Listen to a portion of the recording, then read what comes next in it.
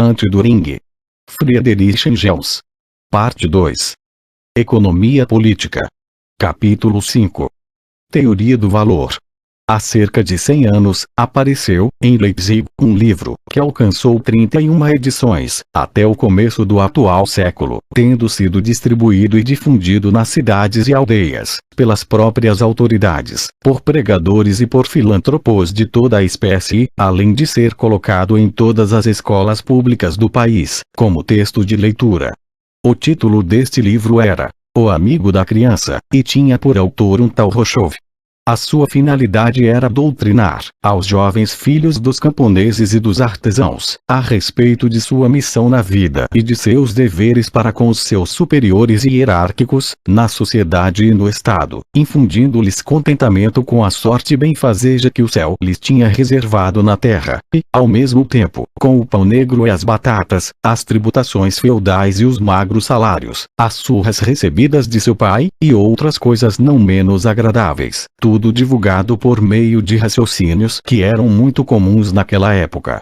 Fazia-se ver aos meninos da cidade e da aldeia quanto era sábia a organização da natureza, que fazia com que o homem tivesse de correr ao trabalho para adquirir os meios de sustento e para assim poder desfrutar da vida, e quanto se deviam sentir ditosos o camponês e o artesão, pois que o céu lhes permitia temperar a sua comida com duro trabalho, em lugar de estar padecendo do estômago, do fígado ou de indigestões, como o rico glutão, que sente repugnância até o engolir os bocados mais apetitosos.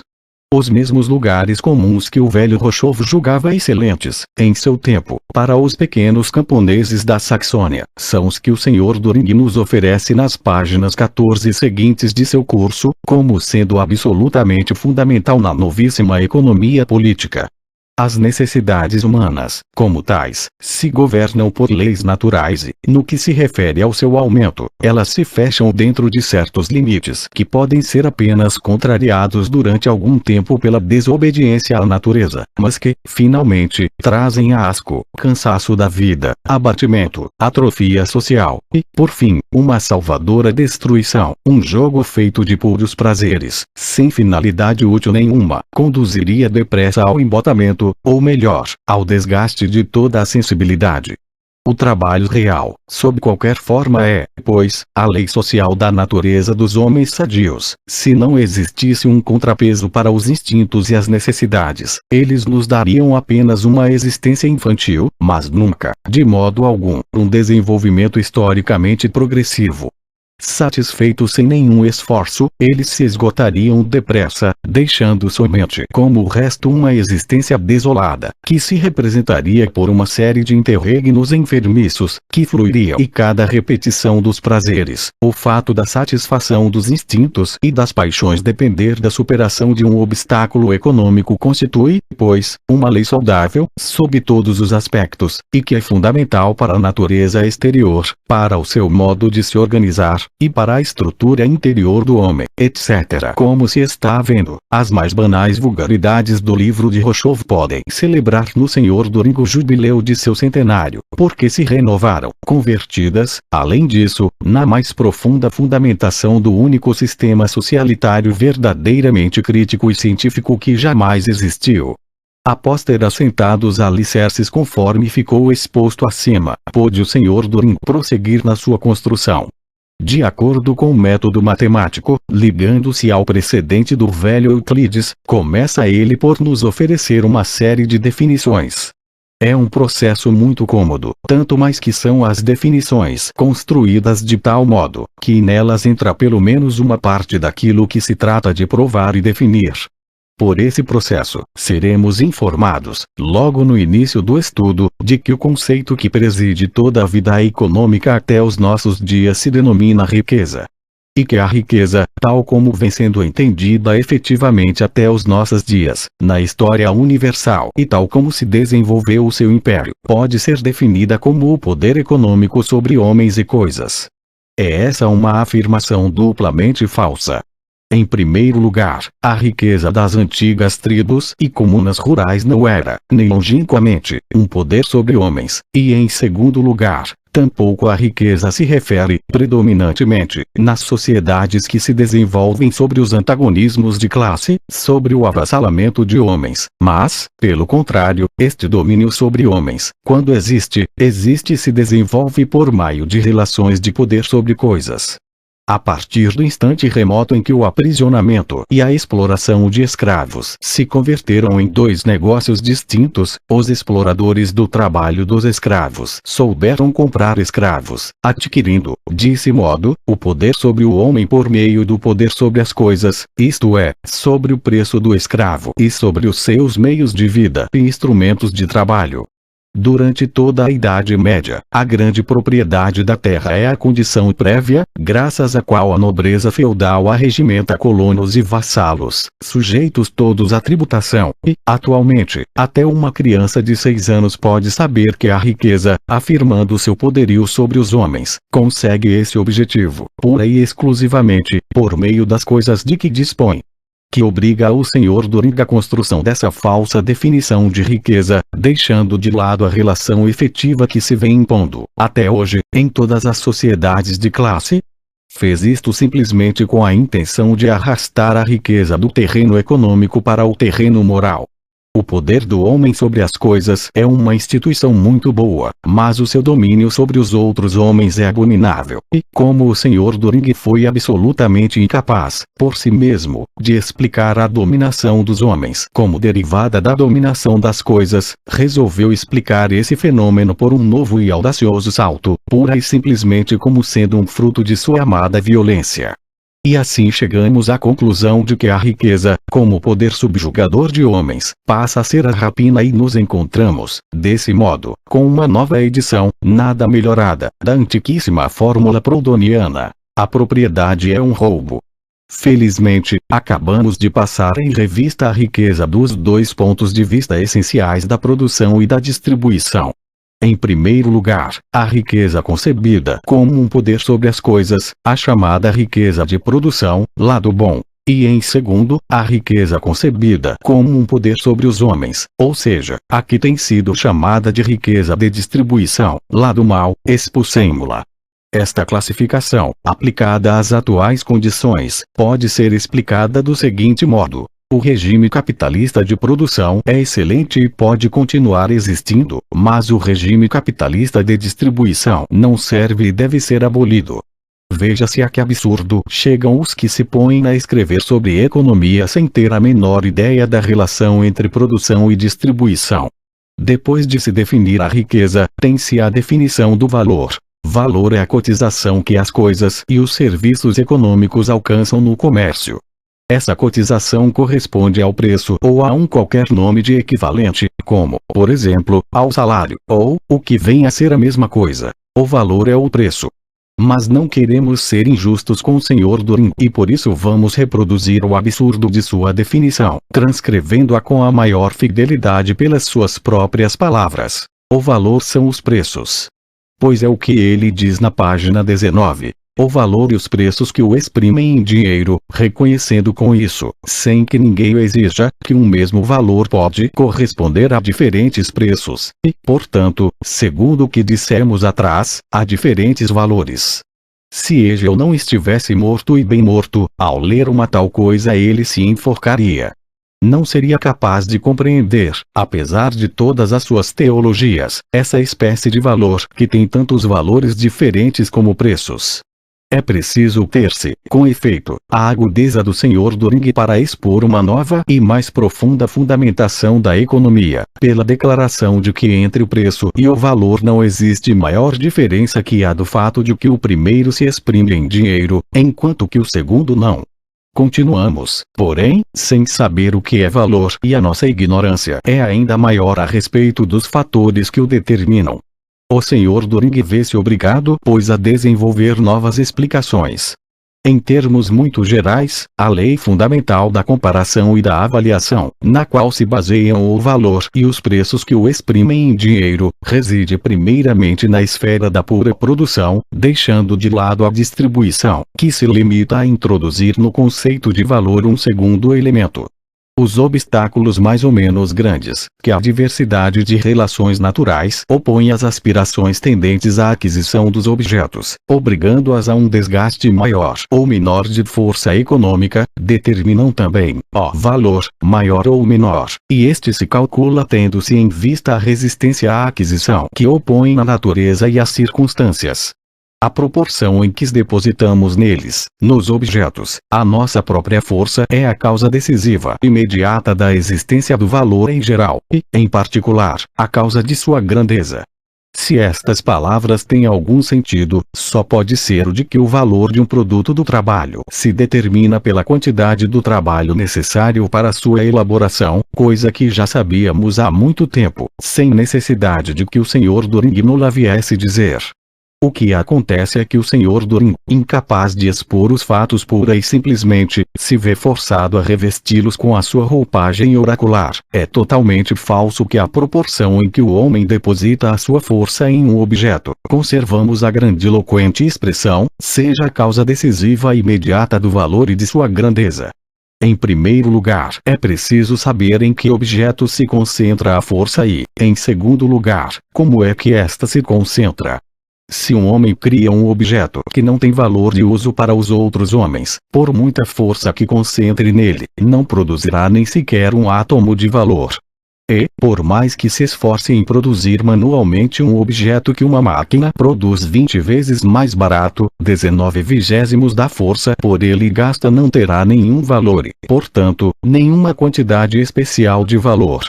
Ademais, procurar converter o trabalho produtivo, criador de produtos positivos, numa simples superação negativa de resistências, é querer inverter completamente os conceitos. De acordo com essa ideia, para chegar a produzir uma camisa, teríamos que fazer o seguinte. Em primeiro lugar, vencer a resistência da semente da planta do algodão, que se opõe a ser semeada e a crescer. Em seguida, a resistência do algodão maduro contra a colheita, contra o enfardamento e a expedição. Depois a resistência que apresenta o produto enfardado a ser desamarrado, beneficiado e fiado. Mais tarde, a resistência do fio a ser tecido, a do tecido a ser clareado e costurado e, finalmente, a resistência da camisa já confeccionada a ser vestida. Para que todas essas invenções e complicações pueris, simplesmente para chegar, por meio da resistência, do valor de produção, do verdadeiro valor, que até agora não tem sido senão um valor puramente ideal, mas que é o único que regula os fatos na história, ao valor da distribuição, falseado pela violência. Além da resistência que a natureza já opõe, há um outro obstáculo, puramente social. Entre o homem e a natureza se levanta um poder entorpecedor que é, novamente, o homem. O homem, concebido individual e isoladamente, é livre frente à natureza, mas a situação se modifica desde que pensemos num segundo homem que, com a espada na mão, barra o acesso à natureza e aos seus tesouros, exigindo um preço, sob uma ou outra forma, para deixar livre o caminho.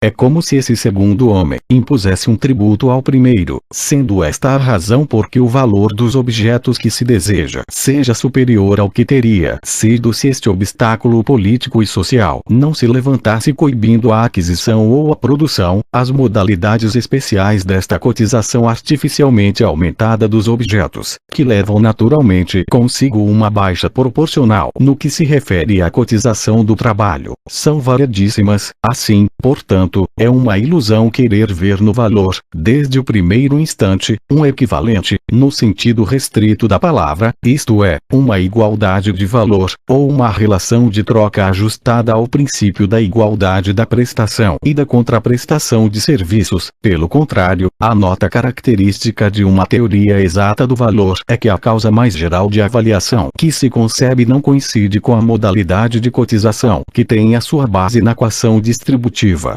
Esta cotização varia quando varia a organização social, enquanto que o verdadeiro valor econômico somente pode ser um valor de produção mensurado em relação à natureza, e, portanto, pode variar só com os simples obstáculos da produção, sejam de caráter natural ou técnico. Isto quer dizer que, no modo de ver do Sr. Doring, o valor de uma coisa que vigora na prática consta de duas partes. A primeira é o trabalho que esta coisa encerra, e a segunda é a sobrecarga tributária que lhe é imposta pela força do homem da espada na mão. Ou, por outras palavras, o valor que está em vigor na atualidade é um preço de monopólio. Pois bem, se, de acordo com essa teoria, todas as mercadorias circulam sob um preço de monopólio, teremos apenas duas hipóteses. Uma é a de que todo comprador voltaria a perder, como comprador, tudo que ganhasse como vendedor, e, neste caso, os preços se teriam modificado apenas nominalmente, pois na realidade se manteriam invariáveis, na mútua proporção, e tudo continuaria a ser como anteriormente, desaparecendo como uma mera aparência o valor de distribuição.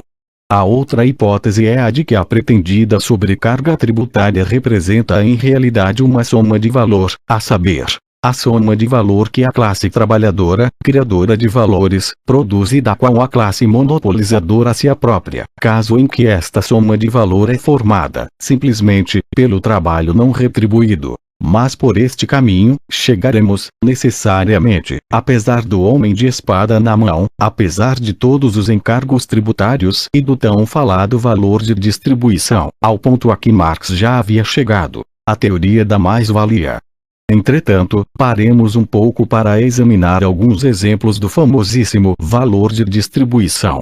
Nas páginas 125 e seguintes, afirma: a modelação do preço pela concorrência individual deve ser considerada também como uma forma de distribuição econômica e de mútua imposição de tributos. Se partirmos da suposição de que as existências de uma qualquer mercadoria necessária diminuem subitamente de modo considerável, o vendedor ficará, de repente, com um poder de exploração desproporcional, e essas situações anormais, nas quais se impede, por muito tempo, a afluência de artigos necessários, patenteiam com evidência as gigantescas proporções que este poder pôde atingir, etc. Além disso, afirma-nos o Sr. Düring que, no curso normal das coisas, existem também monopólios efetivos que permitem fazer subir arbitrariamente os preços, como acontece, por exemplo, com as estradas de ferro, com as companhias urbanas de distribuição de água, gás de iluminação, etc. Não é coisa nova a existência de casos de exploração monopolista.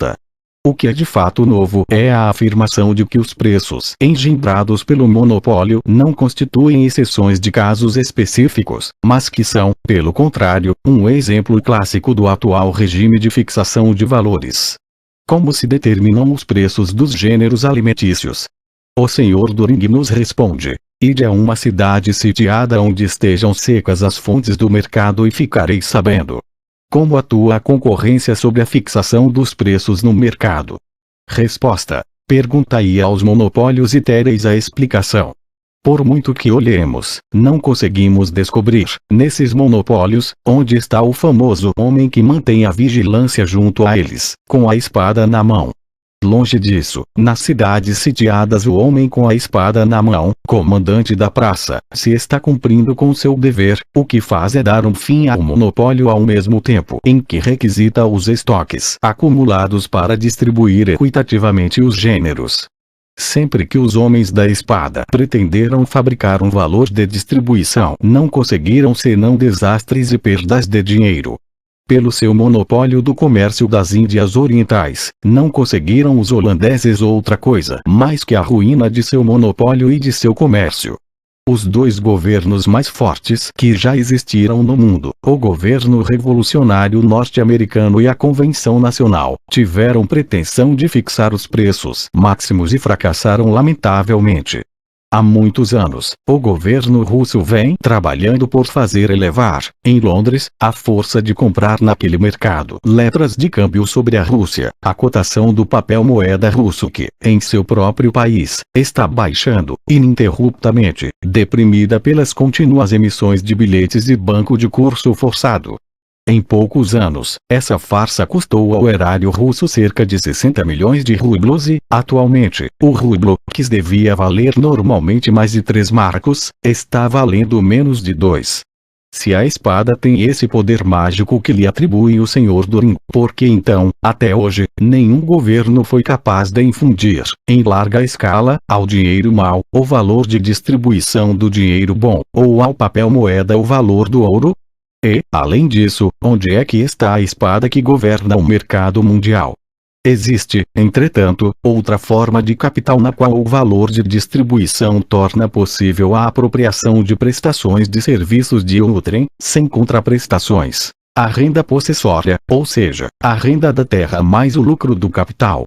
Limitar-nos-emos, por enquanto, a consignar essas definições, para poder acrescentar, a seguir, que elas são tudo o que nos dizem sobre o famoso valor de distribuição. Tudo. Não, tudo não. Ouçamos o seguinte. A despeito do segundo ponto de vista que se manifesta no reconhecimento da existência de um valor de produção e de um valor de distribuição, ficará sempre de pé alguma coisa de comum, aquele objeto básico do qual se formam todos os valores e pelo qual, portanto, podem todos ser medidos. A medida imediata e natural para todos é o desgaste de forças, e a unidade de medida mais simples é a força humana, no sentido mais cru da palavra. Esta medida se reduz, em última instância, ao tempo da existência humana, cuja própria conservação implica por sua vez na superação de uma determinada soma de dificuldades de alimentação e de vida. O valor de distribuição ou de apropriação existe somente, pura e exclusivamente, ali onde pode dispor sobre coisas não produzidas, ou, usando a linguagem vulgar, ali onde estas mesmas coisas se trocam por objetos ou serviços que representam verdadeiro valor de produção. O traço comum entre todas as expressões do valor e que, portanto, se evidencia e aparece representado nas partes integrantes do valor, apropriadas pela contraprestação, consiste no desgaste de força humana que aparece, encarnado em toda a mercadoria. Que devemos dizer a respeito disto? Se todos os valores das mercadorias são medidos pelo desgaste de força humana que as mercadorias representam, que foi feito do famoso valor de distribuição, da elevação dos preços, da imposição dos tributos. É verdade que o Senhor do Ring nos afirma que também as coisas não produzidas, incapazes portanto de conter um verdadeiro valor, adquirem um valor de distribuição, podendo pois ser trocadas por objetos produzidos nos quais existe um valor. Mas, ao mesmo tempo, afirma que todos os valores, inclusive os valores pura e simplesmente de distribuição, consistem no desgaste de força que eles representam. Francamente não compreendemos, por infelicidade, que esse desgaste de força pode representar uma coisa não produzida. De toda essa confusão de valores, o que nos parece claro é que esse pretendido valor de distribuição, essa elevação de preços, imposta sobre as mercadorias por meio da posição social, essa tributação imposta pela espada, tudo isso não tem existência alguma. Que representam os valores das mercadorias, determinados exclusivamente pelo desgaste da força humana, chamada popularmente traba-um. O Senhor do Ring, deixando de lado a renda da terra além de uns tantos preços isolados de monopólio, diz-nos, então, embora muito mais desconexa e confusamente, a mesma coisa que já afirmara, há muito tempo, com muito maior precisão e clareza, a detestada teoria de Ricardo e de Marx. Sim, ele afirma isso e, ao mesmo tempo e de um só fôlego, afirma o contrário.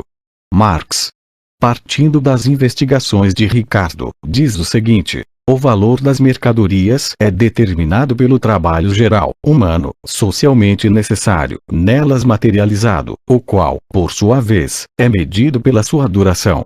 O trabalho é a medida de todos os valores, mas não possui valor algum. O Senhor do Ring, depois de ter exposto a sua moda, extravagantemente, que o trabalho é a medida do valor, acrescenta: o trabalho se resume no tempo de existência e a sua própria conservação representa, por seu lado, a superação de uma determinada soma de dificuldades de alimentação e de vida. Passemos por alto sobre esta confusão, nascida do puro anseio de originalidade, que o Senhor do Ring cria entre o que é tempo de trabalho, a única coisa que nos interessa neste momento, e o que é tempo de existência, que não sabemos o que tenha sido, alguma vez até o dia de hoje, fonte ou medida de valores.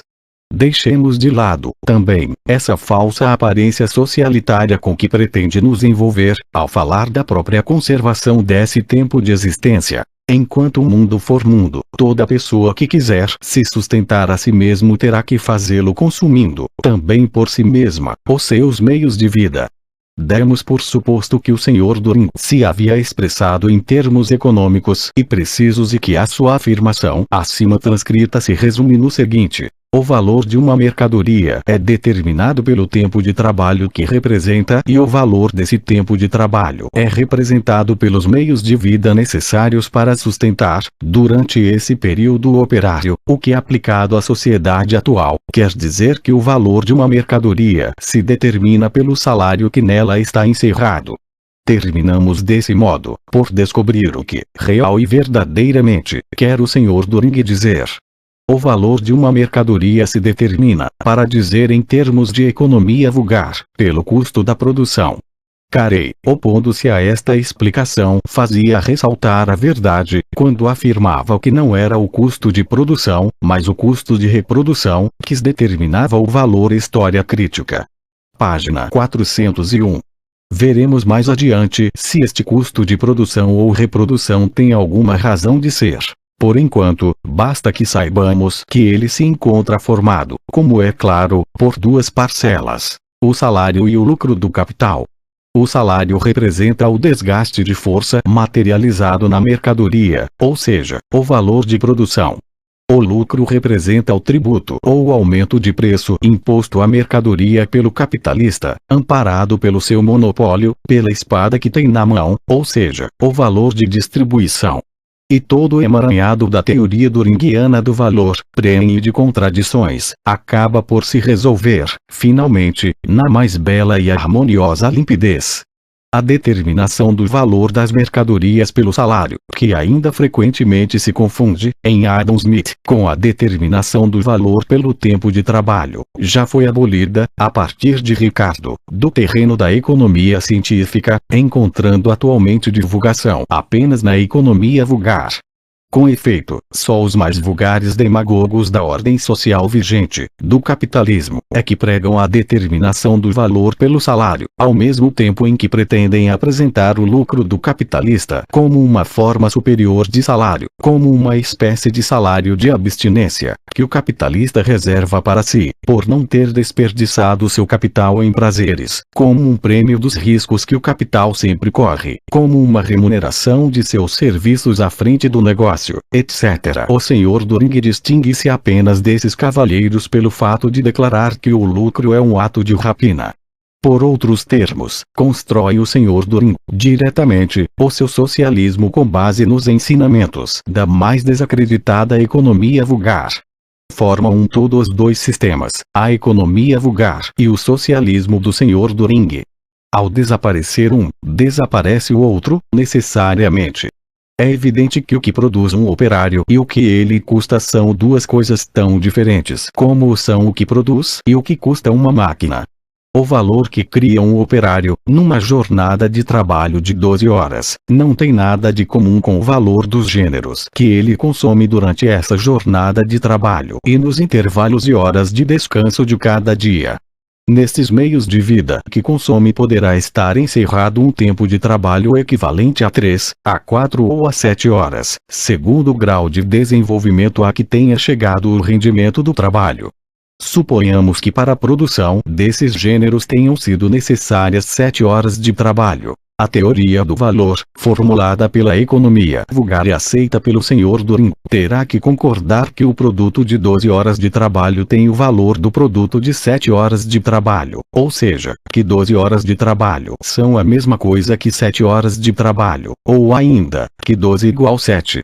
Para que a coisa seja ainda mais clara, um operário agrícola, quaisquer que sejam as condições sociais em que trabalhe, produz, digamos, uma quantidade de trigo de 20 hectolitros por ano. Durante este tempo, consome uma quantidade de valores que se exprime numa quantidade de trigo de 15 hectolitros.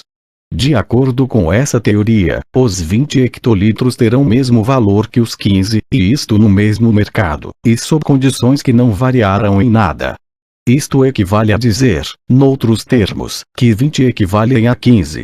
E chamam a uma tal coisa a economia política. Todos os progressos da sociedade humana, a partir do momento em que se ergue do estágio da barbárie animal primitiva, têm o seu começo no dia em que o trabalho da família criou mais produtos que os necessários para o seu sustento. Portanto, quando uma parte do trabalho pode ser invertida, não apenas na produção de simples meios de vida, mas em criar meios de produção. A formação de um excedente do produto do trabalho, depois de ter sido coberto o gasto de subsistência do próprio trabalho, ao mesmo tempo em que a formação e o desenvolvimento por meio deste excedente de um fundo social de produção e de reserva era, desde o princípio e continua sendo hoje, a base de todo o progresso social, político e intelectual.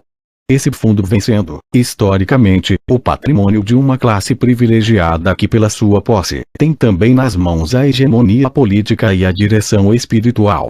A revolução social que se aproxima converterá, pela primeira vez, este fundo coletivo de produção e de reserva, isto é, a massa global de matérias-primas, instrumentos de produção e meios de vida, no verdadeiro fundo social, arrancando-o das mãos dessa classe privilegiada, que atualmente dele dispõe, e colocando-o como patrimônio coletivo a serviço de toda a sociedade. Só pode ser aceita uma de duas soluções.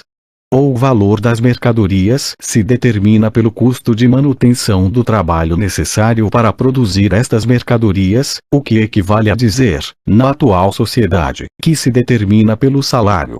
Neste caso, cada operário recebe, com o seu salário, o valor do produto de seu trabalho, e não haverá nenhuma possibilidade de que a classe dos operários assalariados seja explorada pela classe dos capitalistas.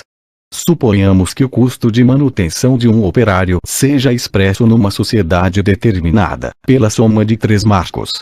De acordo com este custo, e baseando-nos na teoria dos economistas vulgares que acabamos de expor, o produto diário do operário terá o valor de 3 marcos.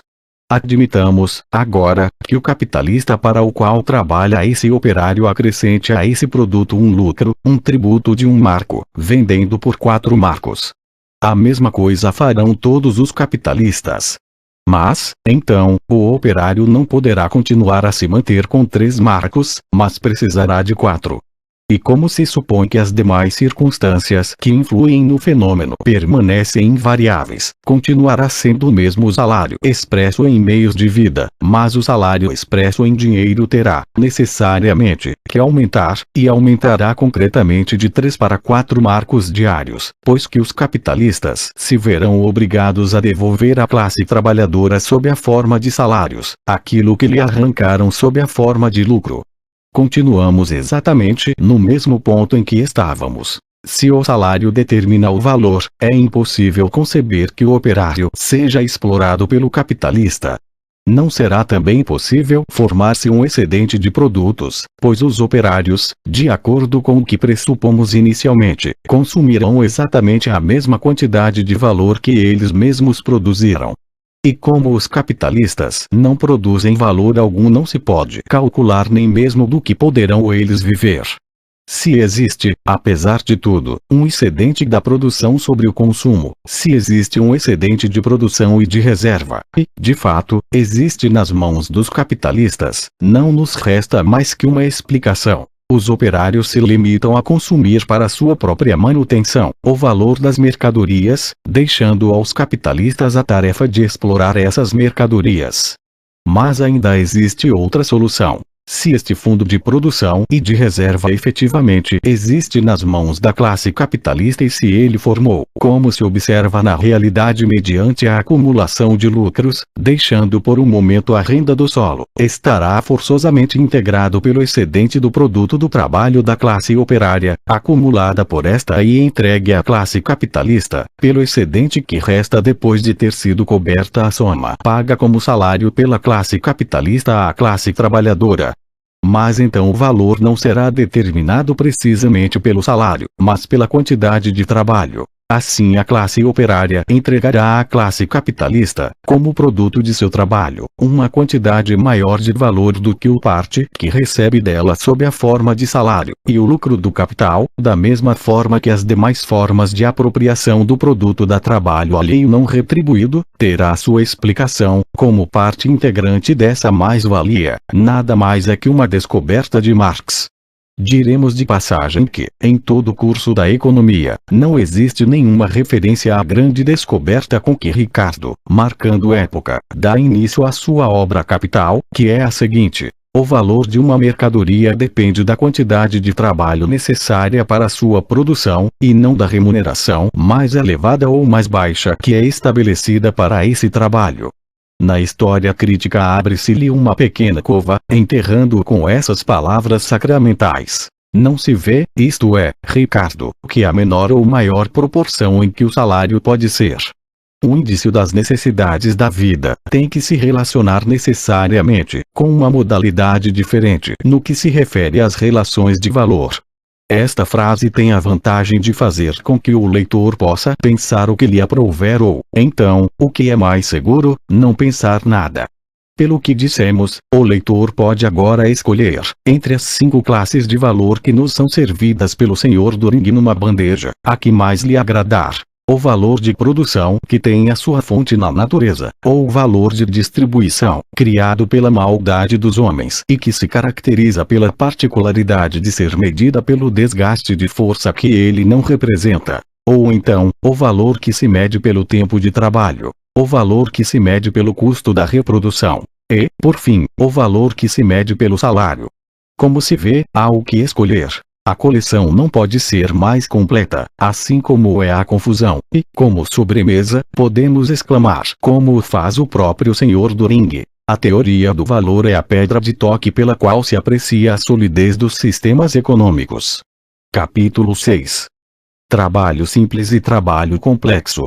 O Sr. Düring descobriu em Marx uma falha econômica verdadeiramente imperdoável, que, além disso, é uma heresia socialista perigosíssima para a causa.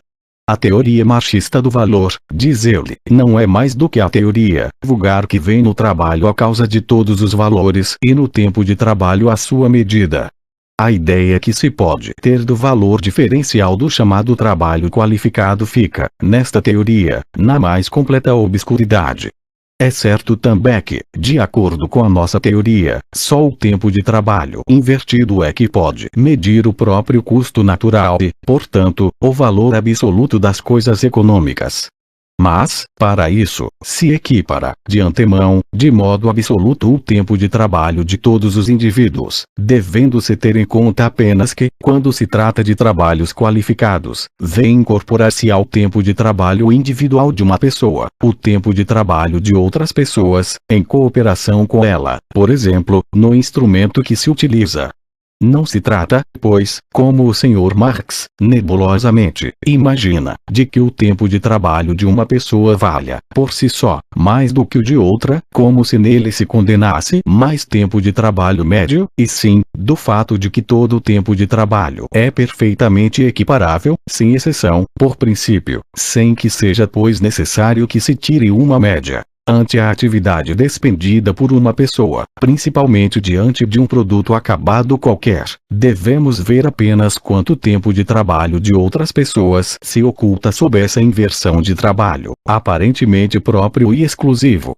Para a rigorosa aplicação da teoria, não importa absolutamente que se trate de um instrumento de produção a ser utilizado pelas mãos ou que se trate das mãos e da própria cabeça, consideradas como instrumentos, as quais, sem o tempo de trabalho de outras pessoas, não teriam jamais adquirido a necessária capacitação para o trabalho.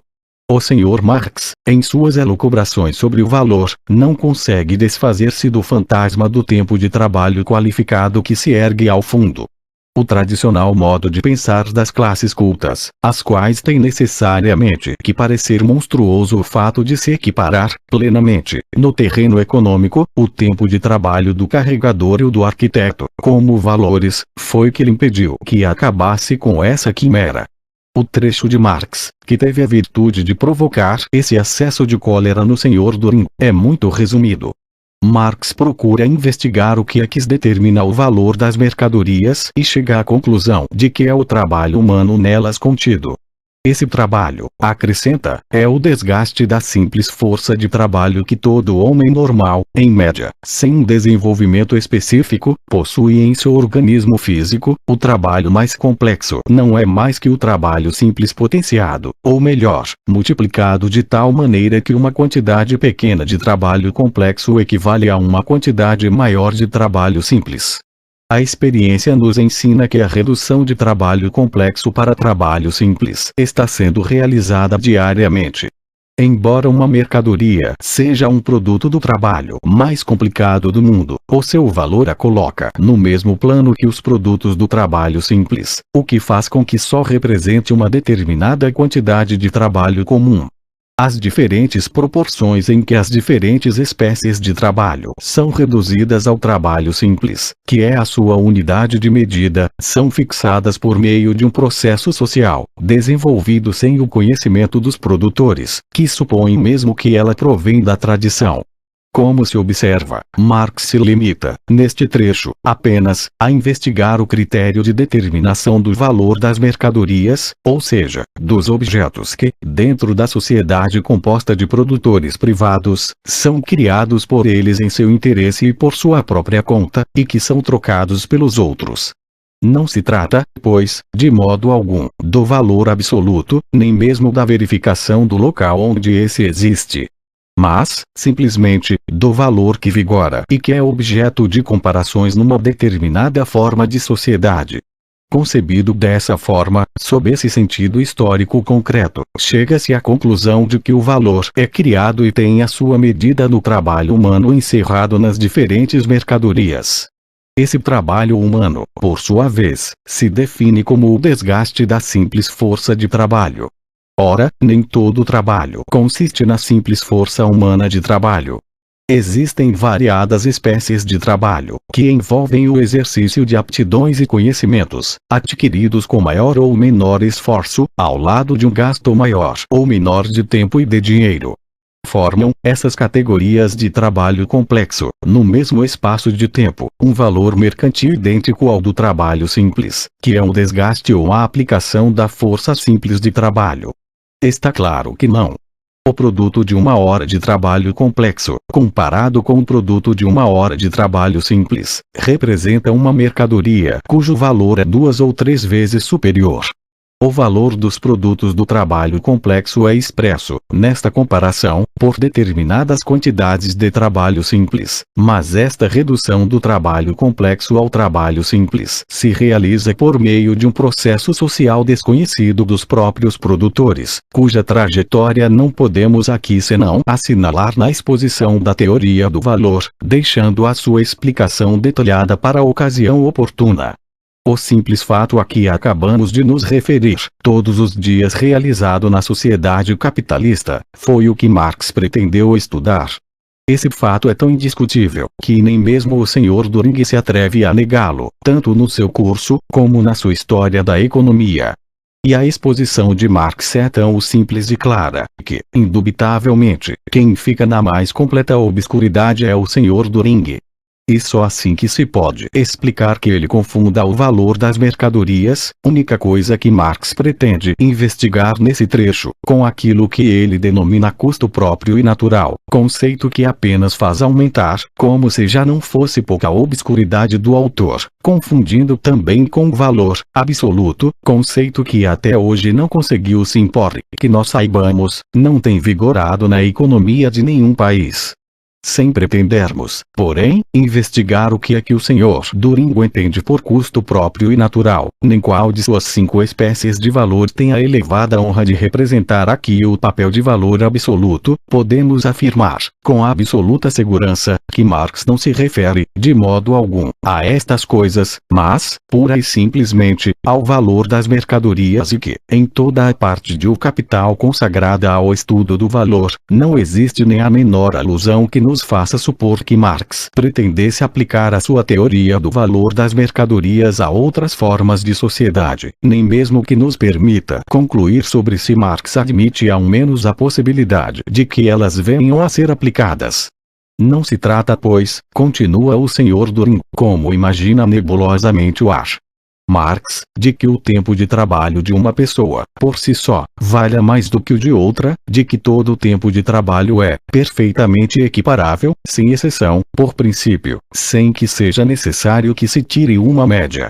Felizmente para o Sr. Turing, o destino não o colocou à frente de uma fábrica, evitando, desse modo, que ele tivesse de fixar o valor de suas mercadorias de acordo com esse novo critério, pois, desse modo, ele chegaria à falência. Mas como? Será que ainda estamos nos movendo no mundo dos fabricantes? Nada disso. Com seu custo próprio e natural e o seu valor absoluto, o Sr. Turing nos fez dar um salto, um verdadeiro salto mortal, que nos transplanta do nosso malvado mundo de hoje, do mundo dos exploradores, para a sua comuna econômica do futuro, o risonho paraíso da igualdade e da justiça. Não temos outro remédio, embora nos antecipando um pouco, que nos deter para contemplar este mundo novo a que nos estão levando. É verdade que, segundo a teoria do Sr. Turing, nem mesmo na comuna econômica se poderá medir o valor das coisas econômicas, a não ser mediante o tempo de trabalho nelas invertido. A diferença é que, nessa comuna, o tempo de trabalho de cada um será respeitado, desde o primeiro momento, como perfeitamente equiparado ao dos demais, pois todo o tempo de trabalho é perfeitamente equiparável sem que seja necessário que se tire nenhuma média. Como é pobre, comparada com este formoso e radical socialismo igualitário, a nebulosa concepção de Marx, segundo a qual o tempo de trabalho de nenhuma pessoa vale mais, por si mesmo, que o de outra, por nele estar contido mais tempo de trabalho médio condensado, concepção essa que o arrasta ao modo de pensar tradicional, para o qual é necessariamente monstruosa a equiparação plena do tempo de trabalho do carregador, no terreno econômico, com o do arquiteto, na qualidade de valores. Infelizmente para o Sr. Turing, Marx escreve, em seguida ao citado trecho de O Capital, a seguinte observação. O leitor compreenderá que aqui não falamos do salário, valor que o operário percebe por uma jornada de trabalho, digamos, mas do valor das mercadorias, em que toma corpo uma jornada de trabalho. Ou seja, como Marx adivinhasse totalmente o que pretendia o Sr. Turing, ele se previne, como medida higiênica, contra o perigo de que aquelas suas afirmações sejam aplicadas também para o salário que, na sociedade atual, é pago pelo trabalho complexo. E, no entanto, o Sr. Turing, não contente com uma tal coisa, incorre naquilo contra o que Marx previne aos seus leitores, e tem, ademais, a ousadia de fazer passar aquelas mesmas afirmações como sendo os princípios que deveriam, segundo o pensamento de Marx, presidir a distribuição dos meios de vida, na coletividade socialisticamente organizada. Como vemos, é um caso vergonhoso de mistificação, para o qual só se pode encontrar precedente na literatura de chantagem. Vamos nos deter ainda a examinar, um pouco mais de perto, a teoria da igualdade de valor do trabalho. Segundo o Sr. Turing, todo o tempo de trabalho é perfeitamente equiparável, no que concerne ao valor, quer seja o de um carregador, quer seja o de um arquiteto. Assim, o tempo de trabalho, e, portanto o próprio trabalho, tem um valor. Observe-se no entanto, que o trabalho é o criador de todos os valores. É ele, e somente ele, que transmite um valor, no sentido econômico da palavra, aos produtos fornecidos pela natureza. Por si mesmo, o valor não é mais do que a expressão do trabalho humano socialmente necessário, representado por um objeto. O trabalho não pode, portanto, ter um valor.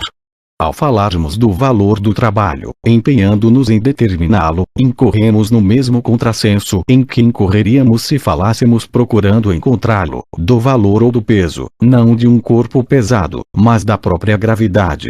O Sr. Turing, que classifica homens como Owen, Saint-Simon e Fourier, como sendo alquimistas sociais, demonstra, ao monologar copiosamente sobre o valor do tempo de trabalho, ou o que vem a ser o mesmo, sobre o trabalho, que está muito abaixo dos verdadeiros alquimistas. Julgue-se, agora, depois do que acabamos de verificar, quanta ousadia foi necessária para que o Sr. Düring atribuísse a Marx a afirmação de que o tempo de trabalho de uma pessoa não vale, por si mesma, mais que o de outra qualquer pessoa, como se o tempo de trabalho e, portanto, o próprio trabalho tivesse um valor. Atribui esse absurdo logo a Marx, que foi o primeiro a demonstrar, até mesmo em suas causas, que o trabalho não pode ter um valor. Para o socialismo, que aspira à emancipação da força humana de trabalho de sua condição de mercadoria, é da maior importância compreender que o trabalho não tem um valor.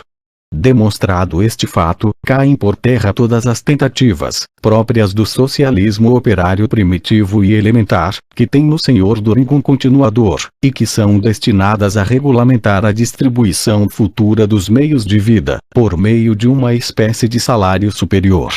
Além disso, depois de esclarecer esse assunto, chega-se à conclusão de que, embora governada por motivos de ordem puramente econômica, a distribuição será regulada pelo interesse da produção, e esta se verá incentivada principalmente por um regime de distribuição que permita a todos os indivíduos da sociedade desenvolver, manter e exercitar, nos mais amplos aspectos, as suas capacidades.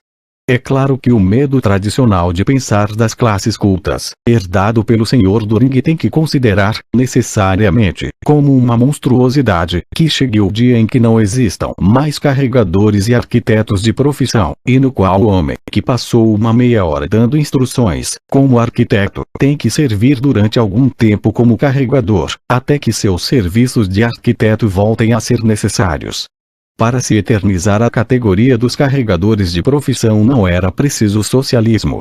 Se a equiparação de valor do tempo de trabalho significa que cada operário produz, no mesmo espaço de tempo, valores iguais, sem que seja necessário, portanto, estabelecer uma média, a tese é absolutamente falsa. Entre dois operários, até de um mesmo ramo industrial, o produto do valor criado em cada hora de trabalho se diferenciará sempre, quer devido à intensidade do trabalho, quer à habilidade do trabalhador. É este mal, que existe somente para homens do gênero do Sr. Düring, não pode ser remediado nem mesmo pela comuna econômica, ao menos em nosso planeta. Desse modo, e que aqui resta dessa pretensa equiparação de valor de todos e de cada um dos trabalhos do homem? Resta apenas a frase declamatória, frase que não tem outra base na economia a não ser a incapacidade do Sr. Düring de distinguir entre a determinação do valor por meio de trabalho e a determinação por meio do salário. Não tem esta frase outro fundamento senão a proclamação pela qual o Sr. Düring dita, a nova comuna econômica, a sua lei fundamental: o salário pago por um tempo de trabalho igual será sempre o mesmo. Os antigos comunistas operários franceses e o alemão Veitlin, pelo menos, sabiam alegar melhores razões para servir de apoio à sua igualdade de salários. Vejamos, agora, que solução daremos a este problema tão importante que é o da retribuição mais elevada do trabalho complexo. Na sociedade de produtores privados, os gastos para a formação de cada operário instruído correm por conta dos particulares ou de suas famílias, razão pela qual devem eles mesmos lucrar com a diferença de preço das forças de trabalho qualificadas. O escravo hábil é vendido por maior preço, o operário mais competente obtém um melhor salário. Na sociedade socialista, os gastos com a instrução correrão por conta da coletividade, e a ela, portanto, é que deverão caber os seus frutos, isto é, o excedente de valor engendrado pelo trabalho complexo. Pessoalmente, não terá motivos o operário para reclamação. Donde se conclui, seja dito de passagem, como corolário prático, que o famoso direito do operário ao produto íntegro de seu trabalho se choca também, às vezes, com algumas dificuldades.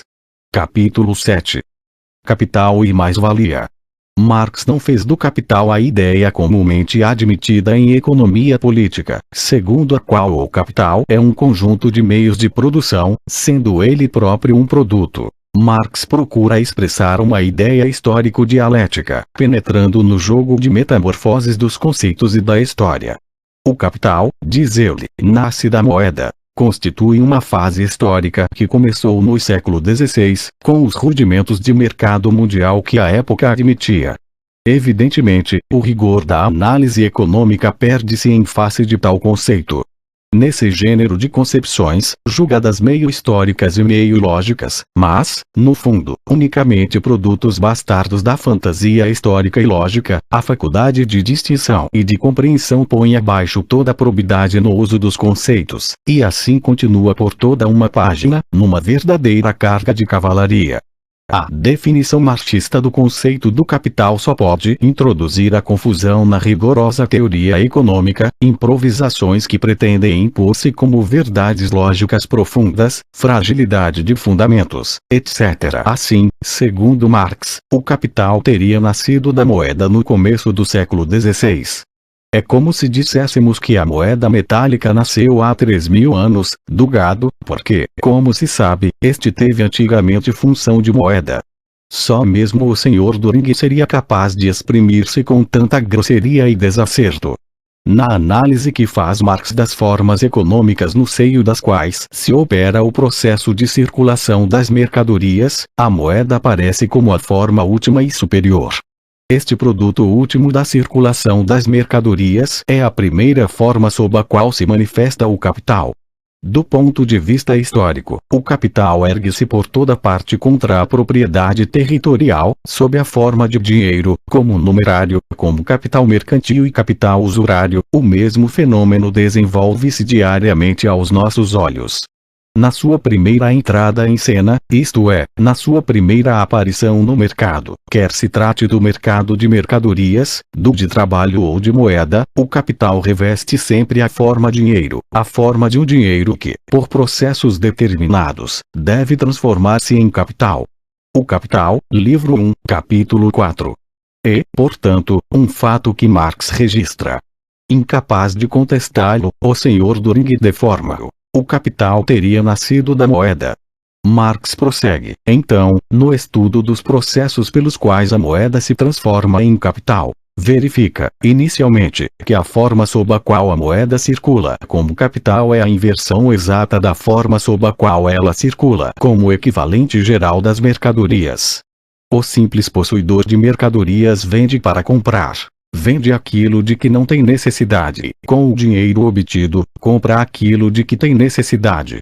O capitalista incipiente começa por comprar aquilo de que ele próprio não tem necessidade. Compra para vender, e para vender mais caro, para recuperar o valor dinheiro primitivamente aplicado na compra e, mais ainda, para recuperá-lo acrescido de um excedente em dinheiro, que Marx denomina de mais-valia.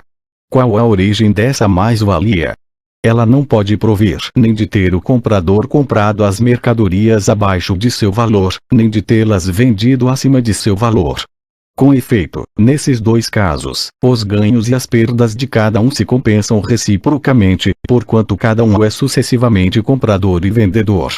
Ela não pode igualmente provir do dolo, porque este pode muito bem enriquecer um às expensas de outro, mas não aumentar a soma total possuída por um e por outro, nem, por conseguinte, a soma dos valores em circulação no país. É difícil que a totalidade da classe capitalista de um país se engane a si própria. O Capital, página 165. E, entretanto, verificamos que a classe dos capitalistas de cada país, tomada em seu conjunto, se enriquece constantemente aos nossos olhos, vendendo mais caro do que comprou, apropriando-se da mais-valia. Estamos, porém, tão adiantados como no começo. Donde provém a mais-valia? É esta questão que se trata de resolver e de maneira puramente econômica a abstração feita de qualquer dolo, de qualquer intervenção de poderes estranhos. O problema é este: como é possível vender constantemente mais caro do que se comprou, mesmo que se suponha que se trocam sempre valores iguais por valores iguais? A solução dessa questão é, na obra de Marx, o seu grande mérito, um acontecimento que marca uma época. Ela veio iluminar domínios econômicos em que até aqui não só os socialistas como os economistas burgueses tateavam no meio das trevas mais espessas. Data dessa época, e em torno dela se agrupa, o socialismo científico. A solução é a seguinte: O aumento do valor da moeda que se vai transformar em capital não poderia operar-se sobre essa moeda, nem provir da compra, porquanto essa moeda realiza aqui somente o preço da mercadoria, e esse preço, pressupondo-se, como se pressupõe, que os valores trocados são iguais, não é diferente do valor. Por essa razão, também o acréscimo do valor não pode provir de venda da mercadoria. É preciso, portanto, que essa alteração se verifique na mercadoria comprada e não em seu valor, visto ser ela comprada e vendida por seu valor, mas por seu valor de uso como tal. Dito de outro modo, a mudança de valor deve resultar do consumo da mercadoria. Para inferior, porém, o valor do consumo de uma mercadoria, seria preciso que o nosso possuidor de dinheiro tivesse a sorte de descobrir na esfera da circulação, isto é, no mercado, uma mercadoria cujo valor de uso fosse dotado da singular propriedade de ser fonte de um novo valor ou cuja utilização real seria, pois, a materialização do trabalho e, por consequência, criação de valor. Ora, o possuidor de dinheiro encontra no mercado essa mercadoria particular. É a capacidade de trabalho, ou força de trabalho. O capital, página 190. Se, conforme vimos, o trabalho como tal não pode ter um valor, não é esse, de maneira alguma, o caso da força de trabalho. Esta recebe um valor desde que se torna mercadoria, como é hoje, de fato. E esse valor é determinado, como o de qualquer mercadoria, pelo tempo de trabalho necessário à produção, incluindo-se nela, por conseguinte, a reprodução desse trabalho específico. Isto é, pelo tempo de trabalho necessário para criar os meios de existência dos quais o trabalhador necessita para se manter apto para o trabalho e para continuar procriando trabalhadores. Admitamos que esses meios de existência representem, em média, um tempo de trabalho de 6 horas por dia. Nosso capitalista incipiente, que compra a força de trabalho para impulsionar o seu negócio, isto é, que aluga um trabalhador, paga a esse trabalhador o valor diário completo de sua força de trabalho, pois que lhe dá uma soma em dinheiro que representa igualmente 6 horas de trabalho. E, desde que o operário trabalhe 6 horas ao serviço do capitalista incipiente, terá reembolsado inteiramente este último da quantia que lhe foi paga, isto é, do valor diário de força de trabalho que o capitalista lhe pagou. Mas, dessa maneira o dinheiro não seria transformado em capital, não teria engendrado mais-valia. Também o comprador da força de trabalho tem, em consequência, uma maneira inteiramente diversa de encarar a natureza do contrato realizado com o operário. O fato de somente 6 horas de trabalho serem necessárias para manter a vida do trabalhador durante 24 horas, não o impede de modo algum que seja obrigado a trabalhar 12 horas em 24. O valor da força de trabalho e a sua exploração no processo de trabalho são duas grandezas distintas. O possuidor de dinheiro pagou o valor da força de trabalho. Ele é, portanto, proprietário dela durante todo o dia, fazendo trabalhar o dia inteiro o mesmo operário.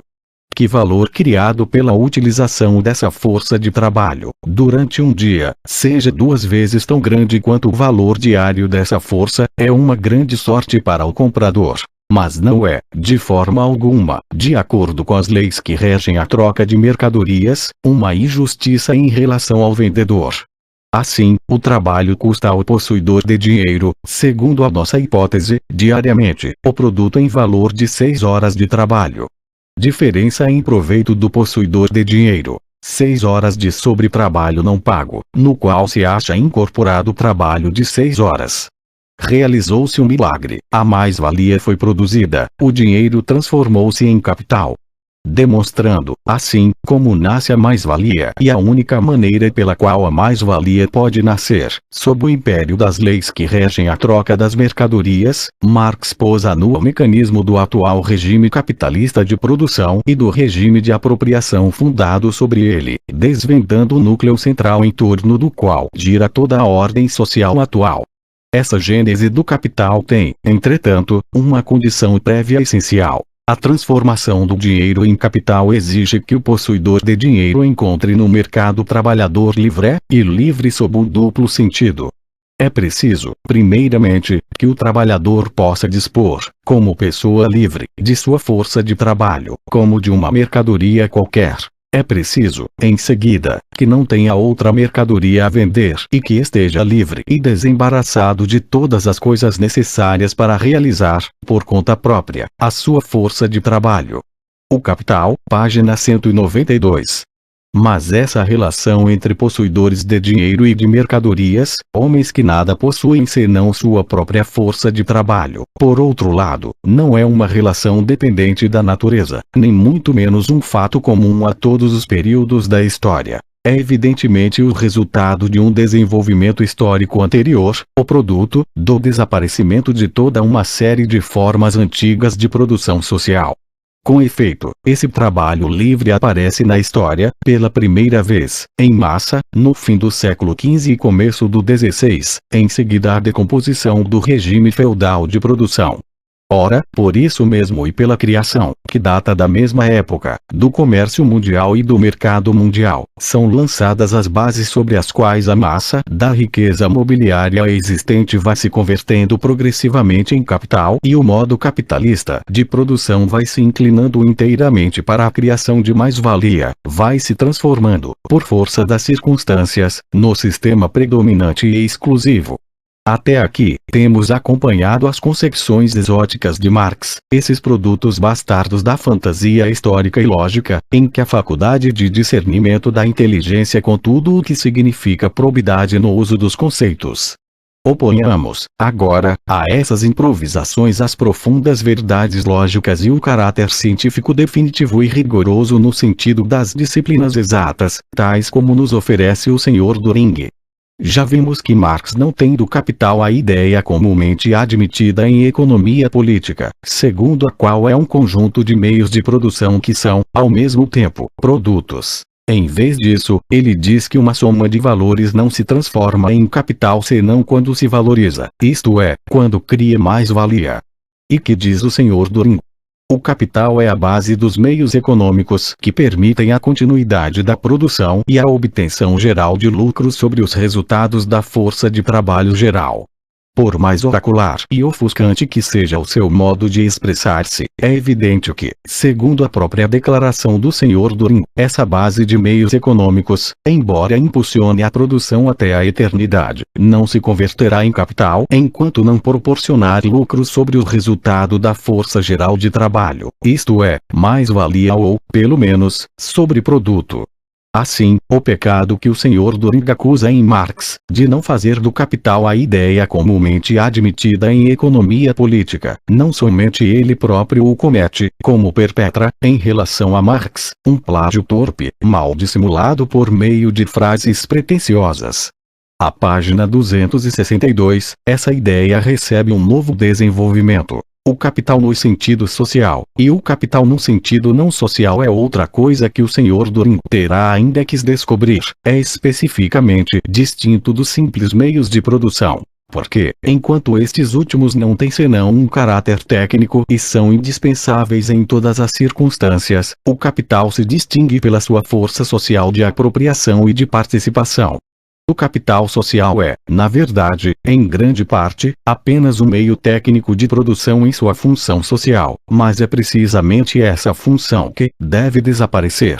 Se nos lembrarmos que foi Marx, precisamente, quem primeiro salientou a função social graças à qual só uma soma de valor se torna capital, fatalmente, todo observador atento terá que compreender logo que a definição marxista de capital só pode estabelecer confusão, não como pensa o Sr. Düring, na rigorosa teoria econômica, mas única e exclusivamente na cabeça do Sr. Düring, que, na história crítica, se esquece da atração que exerce sobre ele, em larga escala. No curso, a referida ideia de capital. Entretanto, o Sr. Düring não se contenta de tomar emprestada a Marx. Embora sob uma forma apurada, sua definição do capital e é obrigado a continuar também no jogo de metamorfoses dos conceitos e da história, e isso apesar dele mesmo compreender que daí não podem sair senão imaginações exóticas, improvisação, fragilidade dos fundamentos etc. Donde vem essa função social do capital que lhe permite apropriar-se dos frutos de trabalho alheio e que, por si só, o distingue do simples meio de produção? Ela não assenta, diz o Sr. Turing, na natureza dos meios de produção e em seu indispensável caráter técnico. Ela, portanto, nasceu da história. E o Sr. Turing limita-se a repetir, à página 252, o que nós o ouvimos dizer 10 vezes. Explica a origem do capital pela famosa aventura dos dois homens, dos quais um, no começo da história, transforma os seus meios de produção em capital pelo simples fato de submeter o outro ao seu poder. Mas, não contente em assinalar uma origem histórica função social em virtude da qual uma soma de valor se torna capital, o Sr. Turing profetiza-lhe também um fim histórico. É precisamente ela que deve desaparecer.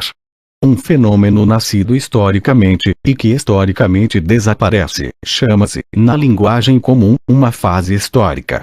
O capital é, pois, uma fase histórica, não somente em Marx, como também no Sr. Turing. Somos, assim, forçados a concluir que estamos entre jesuítas. Quando dois homens fazem a mesma coisa, não é a mesma coisa. Quando Marx diz que o capital é uma fase histórica, essa afirmação é resultado de uma imaginação exótica, produto bastardo da fantasia histórica e lógica em que a faculdade de discernimento desaparece com tudo o que significa probidade no emprego dos conceitos. Quando o Sr. Turing apresenta igualmente o capital como uma fase histórica, isso é uma prova de penetração na análise econômica, do caráter científico mais definitivo e mais rigoroso, no sentido das disciplinas exatas. Em que se distingue, portanto, a ideia que o Sr. Turing faz do capital da ideia de Marx. O capital, diz Marx, não inventou o sobretrabalho. Onde quer que uma parte da sociedade possua o monopólio dos meios de produção, o operário, seja ele livre ou escravo, é obrigado a acrescentar ao tempo de trabalho necessário à sua própria conservação um tempo de trabalho suplementar para produzir os meios de subsistência de que tem necessidade o proprietário dos meios de produção. O Capital, livro 1, capítulo 8.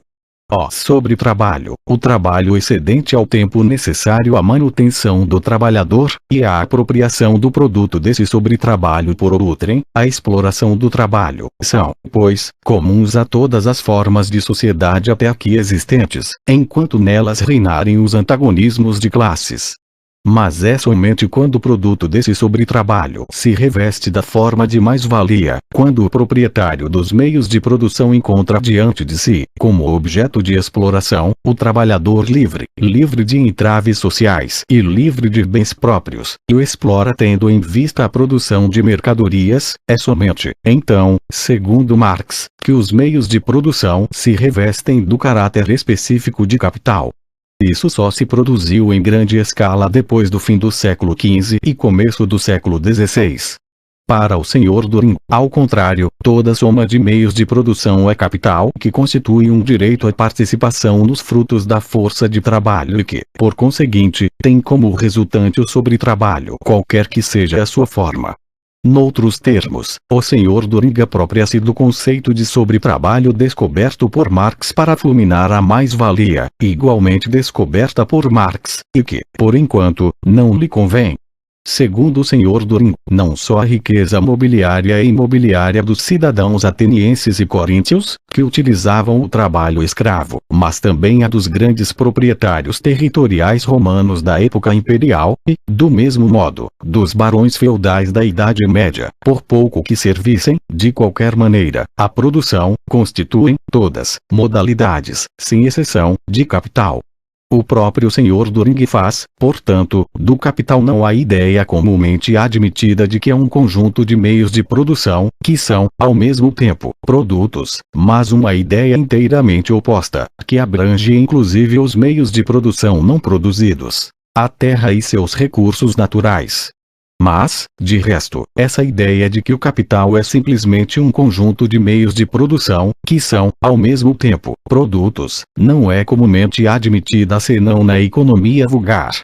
Fora dessa economia vulgar tão cara ao senhor Turing, o meio de produção, produto ele próprio, ou, de maneira geral, uma soma qualquer de valores, só se torna capital quando produz um lucro ou juros, isto é, quando rende sobre produto do trabalho não retribuído, sob a forma de mais-valia, apropriando-se, além disso, sob qualquer dessas duas formas ou variantes específicas, do mais-valor.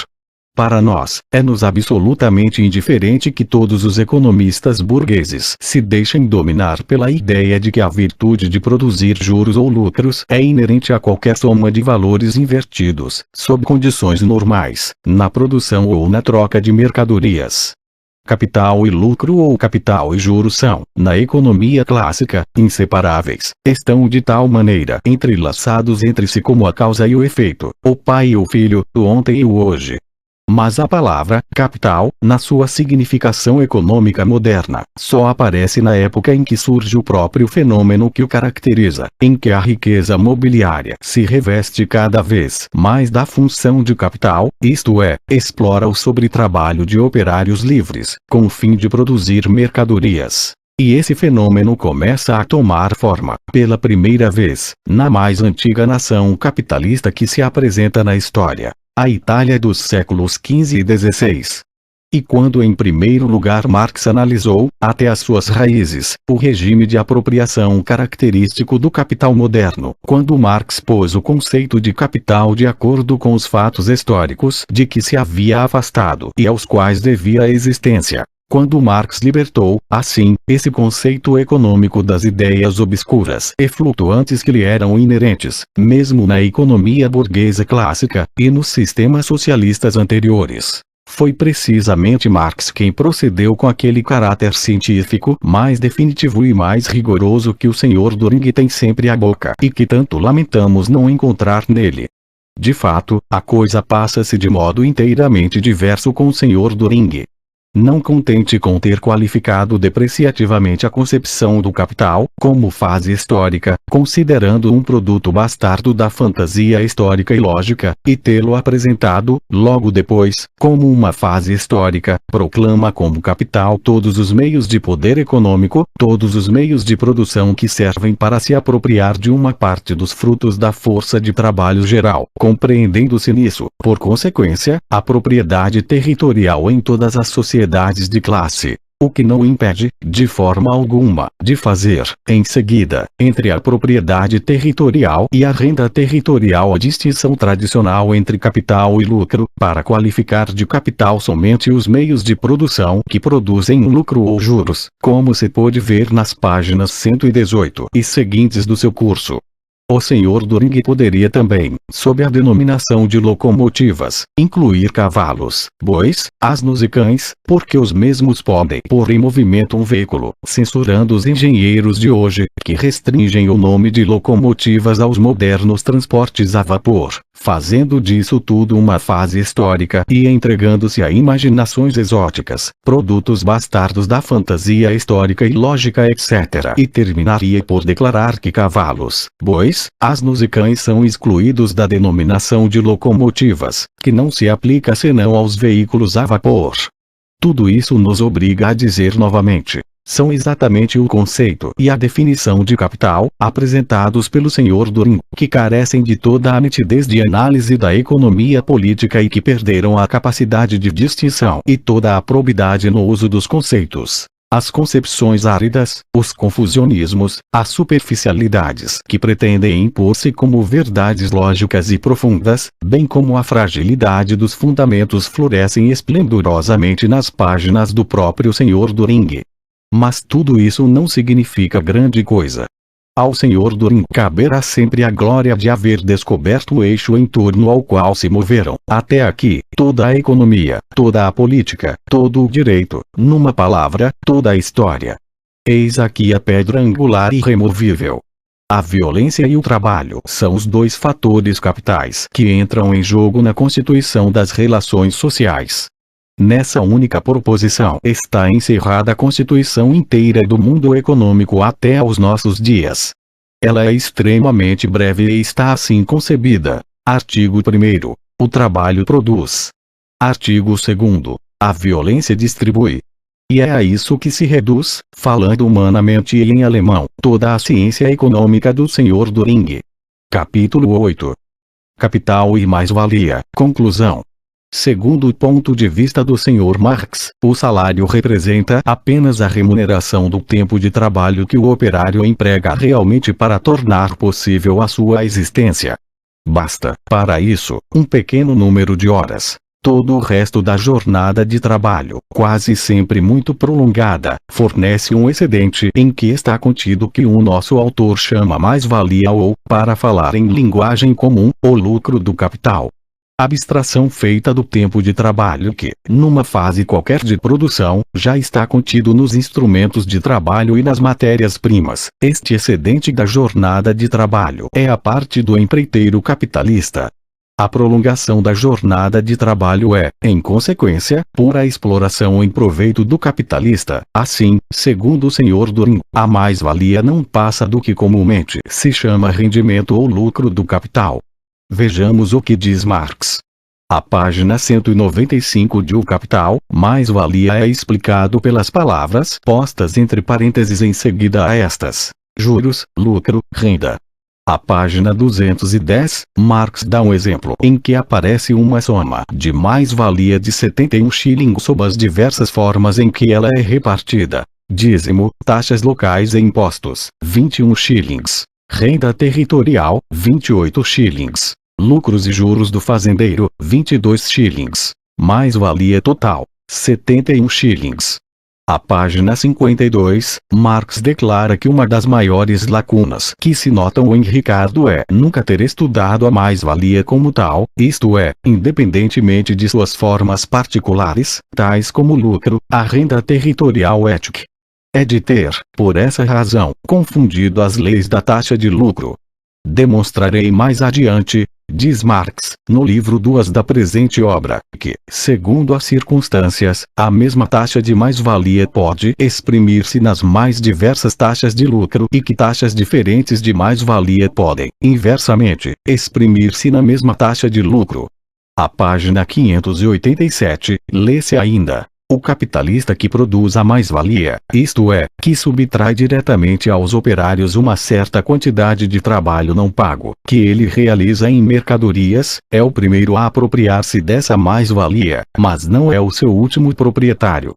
Ele é obrigado a reparti-la, em seguida, com capitalistas que exercem outras funções no conjunto da produção social, tais como o proprietário territorial etc. A mais-valia divide-se, portanto, em várias partes, que se destinam a diversas categorias de pessoas e se revestem, cada uma, de uma forma especial, independentes umas das outras, tais como lucro, juros, ganho comercial, renda territorial etc. No livro 3, trataremos dessas formas modificadas da mais-valia. E assim em muitas outras passagens. Ninguém se exprimiria com maior clareza. Em todas as ocasiões, Marx aproveita todas as oportunidades para insistir que não se deve absolutamente confundir sua mais-valia com o lucro ou o ganho do capital, que este último, pelo contrário, é uma forma secundária e quase sempre uma simples fração da mais-valia. Quando o Sr. Düring pretende, portanto, que a mais-valia de Marx é, para falar a linguagem comum, o lucro do capital, que se pode concluir, em face disso, uma vez que todo o livro de Marx gira em torno da mais-valia. Só há duas hipóteses. Ou ele não sabe o que diz, nesse caso, é de uma impudência sem igual, pretendendo fulminar uma obra cujo conteúdo essencial ignora. Ou conhece esse conteúdo e comete voluntariamente uma falsificação. Mais adiante, o Sr. Düring escreve: o ódio venenoso com que o Sr. Marx cultiva essa ideia de conceber a exploração é bastante compreensível.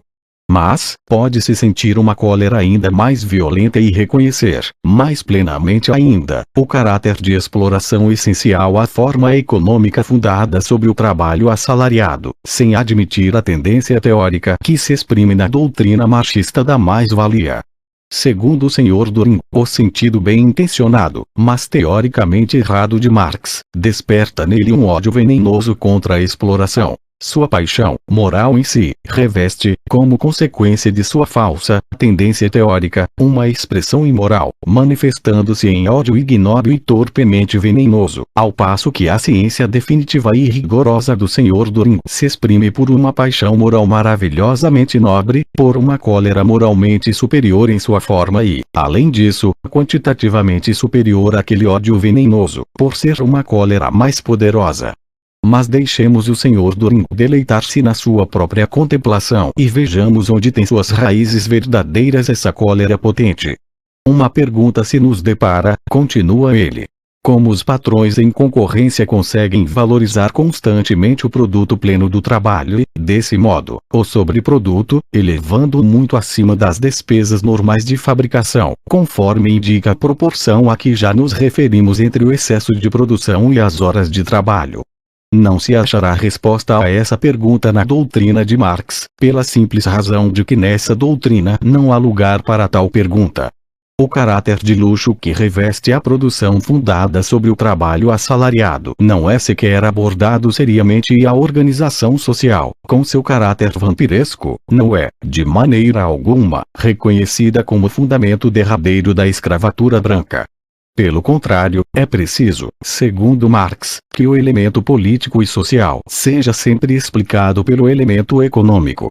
Vimos, porém, pelas passagens acima citadas, que Marx não pretende absolutamente que o sobreproduto seja, em todas as circunstâncias, vendido, na média dos casos, ao seu pleno e justo valor pelo capitalista industrial, que dele se apropria em primeiro lugar, como supõe o Sr. Doring. Marx diz expressamente que o lucro comercial também constitui uma parte da mais-valia, e em tais circunstâncias isto só é possível se o fabricante vender seu produto a um negociante, abaixo de seu valor, cedendo-lhe, assim, uma parte de seu espólio. Feita como aí está, a pergunta na verdade, não pode nem mesmo ser encontrada em Marx. Feita em termos racionais, ei-lá, como a mais-valia se transforma em suas formas e modalidades. Lucro, juros, ganho do comerciante, renda territorial etc. E esta questão Marx promete, sem dúvida, resolvê-la no livro 2 de O Capital. Mas se o Sr. Doring não podia esperar pacientemente pelo aparecimento do segundo volume de O Capital, poderia ter examinado, com mais cuidado, o primeiro volume. Neste, poderia ver, afora as passagens já citadas, a página 323, por exemplo, que, segundo Marx, as leis imanentes da produção capitalista agem no movimento exterior dos capitais, como as leis imperativas da concorrência, que é a forma sob a qual se revelam a consciência do capitalista individual como os seus motivos propulsores. Que, por conseguinte, uma análise científica da concorrência não é possível senão quando se discerne a natureza íntima do capital, do mesmo modo que o movimento aparente dos corpos celestes só é perceptível aos que conhecem o seu movimento real, imperceptível aos sentidos. Sobre isto, Marx mostra, por exemplo, como uma lei determinada e concreta, a lei do valor, se manifesta num caso determinado no campo da concorrência e ali exerce sua força propulsora. Bastava isto para fazer compreender ao Sr. Doring que a concorrência representa papel capital na repartição da mais-valia e com um pouco de reflexões, estas indicações dadas no primeiro volume seriam, com efeito, suficientes para fazer reconhecer, pelo menos em suas linhas gerais, o caminho que segue a mais-valia para transformar-se em suas diferentes formas ou modalidades. Mas, para o Sr. Doring, é justamente a concorrência o empecilho absoluto que se ergue ante a compreensão do problema. Ele não chega a perceber como patrões concorrentes podem constantemente elevar tão acima do custo natural de produção o produto integral do trabalho, nele incluído, portanto, o sobreproduto. Mais uma vez tornamos a encontrar aqui o seu conhecido rigor da investigação que, na realidade, é simples negligência. Para Marx, o sobreproduto, como tal, não entra absolutamente nos gastos da fabricação. É a parte do produto que não custa nada ao capitalista. Se os patrões concorrentes quisessem vender o sobreproduto ao preço de suas despesas naturais de fabricação, nada mais teriam a fazer senão dá-lo de presente. Mas não nos retardemos nesses detalhes micrológicos. Não estariam os patrões concorrentes valorizando diariamente o produto do trabalho acima do custo natural de produção? Segundo o Sr. Doring, os gastos naturais de fabricação consistem no dispêndio de trabalho ou de força e esta pode, em última análise, medir-se pelo dispêndio em alimentos, uma vez que na sociedade atual eles consistem no dispêndio real de matérias-primas, instrumentos de trabalho e em salários realmente invertidos, pondo-se à parte a tributação, isto é, o lucro ou sobrecarga imposta ao produto tendo uma espada na mão. Ora, todos sabem que na sociedade em que vivemos os patrões concorrentes não vendem suas mercadorias de acordo com o valor das despesas naturais de fabricação, mas que, de fato, lhes acrescentam uma sobrecarga que é o lucro, e, com efeito, de ordinário obtêm. A pergunta, com que o Sr. Doring julgava de um sopro, jogar por terra todo o edifício da teoria de Marx, tal como fez Josué nos tempos bíblicos, com as muralhas de Jericó, essa pergunta pode ser feita também no que se refere à teoria econômica do Sr. Doring. Vejamos a resposta que ele dá. A propriedade do capital, diz ele, nada significa praticamente e não pode ser realizada em valor se nela não estiver encerrada, ao mesmo tempo, o poder indireto sobre a matéria humana. O produto deste poder é o lucro do capital e a grandeza desse lucro dependerá, portanto, da extensão e da intensidade do exercício de poder. O lucro do capital é uma instituição política e social, cuja ação é mais poderosa que a da concorrência. Os patrões, nesse terreno, atuam como classe e cada um, em particular, mantém sua posição.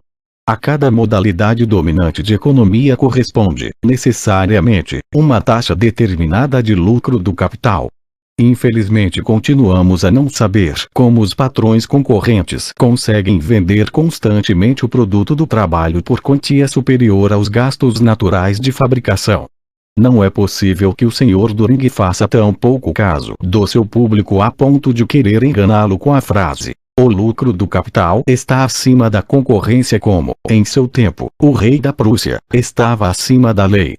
A manobra graças à qual o rei da Prússia se havia entronizado sobre a lei é bastante conhecida. A manobra, por meio da qual o lucro do capital consegue entronizar-se por cima da concorrência e ser mais forte do que ela, é justamente o que o Sr. Doring devia fazer-nos conhecer e o que ele se recusou obstinadamente a explicar-nos. Não é bastante dizer-se que os patrões nesse terreno agem com a classe e que cada um deles sustenta a sua posição. Ele não quererá, portanto, fazer-nos crer, sob sua palavra, que basta que uma coletividade haja como classe para que cada indivíduo mantenha sua posição. Os membros das corporações da Idade Média, os nobres franceses, em 1789, agiram, como se sabe, resolutamente, como classe, mas, longe de manter sua posição, foram levados à morte, sem possibilidade de resistir. Também o exército prussiano, em Iena, atuando como um conjunto longe de garantir as suas posições, teve de abandonar o campo e, embora parcialmente, teve também de capitular. Não nos poderemos contentar, igualmente, com a certeza de que em cada regime dominante de economia o lucro do capital é, até certo ponto, uma necessidade. O que justamente se procura esclarecer é a razão pela qual se verifica esse fenômeno. Não avançamos ainda nenhum passo quando o Sr. Doring nos faz esta comunicação. O império do capital surgiu relacionado ao domínio sobre a terra. Uma parte dos trabalhadores agrícolas, servos, emigrando para as cidades, transformaram-se em operários industriais e acabaram por converter-se em material fabril. Após a renda territorial, o lucro do capital constituiu-se como uma segunda forma da renda possessória. Embora façamos abstração do que esta afirmação tem de historicamente inexato, ela não deixa de ser uma simples afirmação e contenta-se em assegurar, por várias vezes, o que justamente deve ser explicado e demonstrado.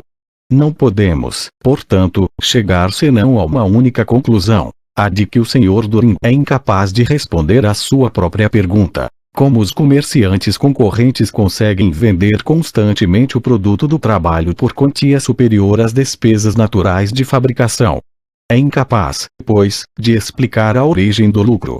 Só lhe resta decretar, numa palavra, que o lucro do capital é o produto da violência, o que, aliás, se ajusta perfeitamente ao artigo 2 da Constituição Social de Turing. A violência distribui.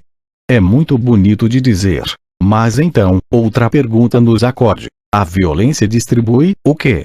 É preciso que haja alguma coisa a distribuir, sem que, até a mais onipotente das violências, com a maior boa vontade do mundo, nada poderia distribuir. O lucro que os patrões concorrentes embolsam é algo bastante sólido e palpável. A violência pode arrebatá-lo, mas não produzi-lo. E o Sr. Turing, que se recusa obstinadamente a explicar-nos como a violência arrebata o lucro do capitalista, responde com um silêncio de túmulo quando se lhe pergunta: donde ela o tira? A quem nada possui, o rei declara livre de tributos. Onde não há nada são inúteis todas as violências. Do nada nada vem muito menos o lucro. Se a propriedade do capital não significa praticamente nada e não pode transformar-se em valor, caso não se verifique, ao mesmo tempo, um constrangimento exercido sobre a matéria humana, uma primeira pergunta nos acode: como a riqueza do capital conseguiu adquirir esse poder de constrangimento? Questão que não resolvem de modo algum as poucas afirmações históricas citadas linhas atrás. E logo uma segunda: como se transformou esse poder em exploração do capital, isto é, em lucro? E uma terceira: de onde sai esse lucro? Podemos examinar a doutrina econômica de Turing sob o aspecto que quisermos e não avançaremos sequer um passo. Para o Sr. Turing, todos os fenômenos condenáveis, o lucro, a renda territorial, os salários de fome, a servidão dos trabalhadores, se reduzem a uma expressão apenas: a violência, sempre a violência. E a poderosa cólera do Sr. Turing, como nada consegue explicar, volta-se contra a violência. Vimos, em primeiro lugar, que invocar a violência é uma escapatória torpe que nos faz passar do terreno econômico para o terreno político e é incapaz de explicar um único fato econômico. Em segundo lugar, ela não explica a origem da própria violência, e isto muito prudentemente, pois, do contrário, chegaria a concluir forçosamente que todos os privilégios sociais e toda a violência política têm sua fonte nas condições econômicas, no regime de produção e de troca encontrado em cada sociedade. Experimentemos, no entanto, arrancar ainda alguns esclarecimentos sobre o lucro, esse profundo e inexorável fundamentador da economia. Talvez o consigamos nas suas explicações sobre o salário, a página 158. O salário do trabalho é o preço da manutenção da força de trabalho e, primeiramente, aparece como base da renda territorial e do lucro do capital. Para compreendermos claramente as condições que imperam nesta matéria, examinemos historicamente a renda territorial e o lucro do capital sem salário, isto é, as condições de trabalho nos regimes de escravidão, ou de vassalagem. O fato de que o escravo, o servo ou o trabalhador assalariado tenham de ser alimentados, concorre apenas para que se estabeleça uma distinção quanto ao modo de determinar o custo de produção. De qualquer forma, porém, o produto líquido obtido pela exploração da força de trabalho constitui a renda do patrão. Vê-se, pois, que a oposição essencial em virtude da qual se tem, de um lado, uma forma qualquer da renda possessória, e de outro, o trabalho assalariado sem direito de posse, não pode ser focalizada exclusivamente num destes termos, mas nos dois ao mesmo tempo. Mas a renda possessória não é, como verificamos à página 188, senão uma expressão que designa, ao mesmo tempo, renda territorial e lucro do capital. Lê-se ainda a página 174. O que caracteriza o lucro do capital é a apropriação de uma parte essencial do produto da força de trabalho. Sem a correlação do trabalho, sujeito, direta ou indiretamente, a uma ou outra forma, o lucro do capital é inconcebível. E a página 174. O salário nunca é mais do que o pagamento que deve, de um modo geral, assegurar ao trabalhador a sua manutenção e a possibilidade de perpetuar a sua espécie. E, por fim, a página 195. O que é destinado à renda possessória está necessariamente perdido para o salário. Inversamente, a parte do rendimento geral que se destina ao trabalho está fatalmente perdida para a renda possessória. O Sr. Turing é uma verdadeira caixa de surpresas. Na teoria do valor e nos capítulos que se seguem e inclusive, a teoria da concorrência, ou seja da página 1 à página 155, os preços das mercadorias ou valores se dividiam em: primeiro, custo natural ou valor da produção, a saber, despesas com matérias-primas, instrumentos de trabalho e salário. Segundo, sobrecarga ou valor de distribuição, tributo que a classe monopolista impõe de espada na mão. Essa sobrecarga, conforme já vimos, em nada pode alterar a distribuição da riqueza, porquanto dá com uma das mãos o que toma com a outra e que, além disso, pelo que o Sr. Turing nos informa da sua origem e conteúdo, nasce do nada e, portanto, consiste também de nada. Nos 2 capítulos seguintes, que tratam das espécies de renda, ou seja da página 158 à página 217, não se cuida mais de tal sobrecarga. Em vez disso, o valor de todo o produto do trabalho, de toda a mercadoria, divide-se, agora, em 2 elementos. Primeiro, os gastos de produção, nos quais também está contido o salário pago. E segundo, o produto líquido obtido pelo desgaste da força de trabalho, que constitui a renda do patrão. Esse produto líquido tem uma fisionomia bastante conhecida que nenhuma tatuagem nem nenhuma arte de disfarce podem esconder. Para compreender com perfeita clareza as condições que reinam nessa matéria, compare o leitor os trechos do Sr. Turing que acabamos de citar, com os trechos anteriormente citados de Marx a respeito do sobretrabalho, do sobreproduto e da mais-valia, e logo descobrirá que, à sua maneira, o Sr. Turing copia diretamente, aqui, o capital. É o sobretrabalho, sob uma forma qualquer, seja a da escravidão, da servidão ou do trabalho assalariado, que o Sr. Turing reconhece ter sido a fonte das rendas de todas as classes dominantes até o dia de hoje. Esse trecho é tomado a passagem de O Capital, página 277, por nós citada já várias vezes. O capitalista não inventou a mais-valia etc. O produto líquido que constitui a renda do patrão, outra coisa não é senão o excedente do produto do trabalho sobre o salário que, apesar de seu disfarce em pagamento, deve, de um modo geral, segundo ainda o Sr. Turing, assegurar ao trabalhador o seu sustento e a possibilidade de perpetuar a espécie. Como poderia operar-se a apropriação da parte essencial do produto da força de trabalho a não ser porque, como em Marx, o capitalista subtrai ao trabalhador mais trabalho do que lhe é necessário para reproduzir os meios de existência consumidos por este último, isto é, porque o capitalista força o operário a trabalhar mais tempo do que lhe é necessário para substituir o valor do salário pago. Como seria possível a não ser por meio do prolongamento da jornada de trabalho além do tempo necessário para reproduzir os meios de subsistência do trabalhador? É isso que Marx denomina de sobretrabalho e é isso, igualmente, que se oculta no Sr. Turing sob a expressão de desgaste da força de trabalho. O produto líquido, que retorna ao patrão, nada mais é do que o sobreproduto e a mais-valia de Marx. A não ser pela inexatidão de sua formulação em que a renda possessória de Turing difere da mais-valia marxista. De resto, o Sr. Turing tomou a expressão renda possessória besitrente, a Rodbertus, que já reunia a renda territorial e a renda do capital ou lucro do capital sob a expressão comum de renda, de maneira que o Sr. Turing não teve senão que acrescentar a palavra possessória. E, para que nenhuma dúvida subsista sobre o plágio, o Sr. Turing resume a seu modo as leis relativas às variações de grandeza do preço da força de trabalho e da mais-valia, expostas por Marx no capítulo 15 de O Capital, dizendo que o que cabe à renda possessória está perdido para o salário e vice-versa, reduzindo, pois, as leis concretas e tão os substanciais de Marx a uma tautologia vazia, porquanto não é preciso dizer que, de uma quantidade de água dividida em duas partes, uma não pode crescer sem que a outra diminua.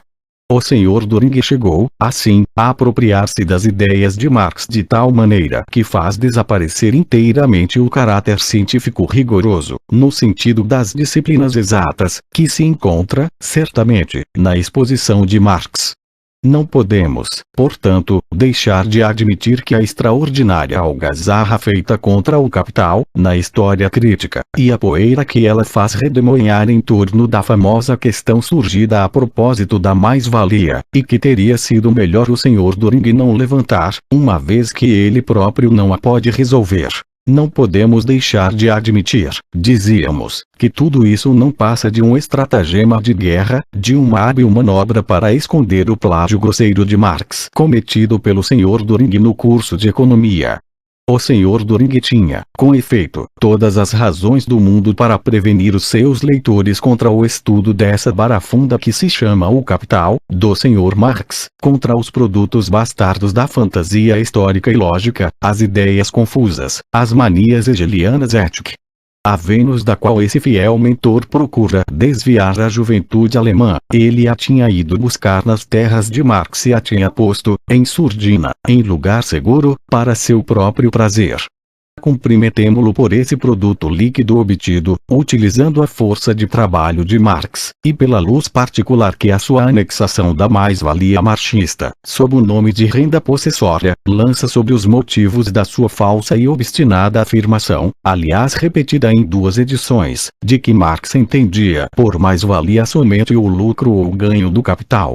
E assim somos levados a elaborar o quadro dos resultados a que chega o Sr. Doring, da maneira seguinte, com os termos do próprio Sr. Doring. Segundo o ponto de vista do Sr. Doring, o salário representa apenas a remuneração do tempo de trabalho durante o qual o operário trabalha realmente para tornar possível a sua própria existência. Basta, para isso, um pequeno número de horas. Todo o resto da jornada de trabalho, quase sempre muito prolongada, fornece um excedente em que está contida o que o nosso autor chama renda possessória, abstração feita do tempo de trabalho já contido, numa fase qualquer da produção, nos instrumentos de trabalho e nas matérias-primas relativas. Este excedente da jornada de trabalho é, por conseguinte, um puro ganho do capitalista arrancado à exploração. O ódio venenoso com que o Sr. Doring cultiva esta ideia a respeito do fenômeno da exploração é bastante compreensível, mas o que não se compreende nitidamente são os meios pelos quais ele pretende alcançar a sua cólera poderosa.